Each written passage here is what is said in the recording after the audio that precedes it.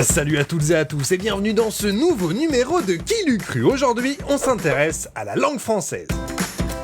Il existe des mots qui ne riment avec aucun autre, comme simple, triomphe, 14, 15, pauvre, meurtre, monstre, beige, goinfre ou larve. Ressasser est le plus long palindrome de la langue française. C'est un mot qu'on peut lire dans les deux sens. La disparition est un roman de Georges Perec un peu particulier. Tout au long de ses 300 pages, on ne retrouve pas une seule fois la lettre E. Contrairement à ce que vous avez peut-être déjà entendu, squelette n'est pas le seul mot masculin de la langue française qui se termine par E-2-T-E. Ainsi, on retrouve des mots comme casse-noisette, quartet ou encore bébé éprouvette pour ne citer que.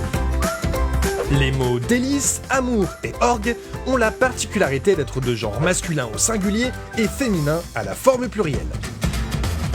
Pourquoi prononçons-nous oignon alors que nous l'écrivons oignon ? En fait, pour bien comprendre, il faut séparer le mot de manière différente. Ce mot n'est pas composé de deux parties, oie, aignon, mais de trois parties, o, IGN et on. Les trois lettres IGN sont un graphème qui nous vient de l'ancien français et qui indique la prononciation mieux.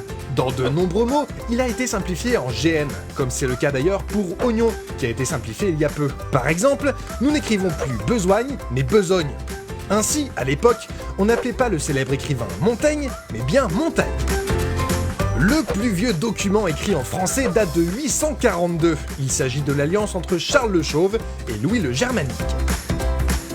Avec l'anglais, le français est la seule langue à être parlée sur tous les continents.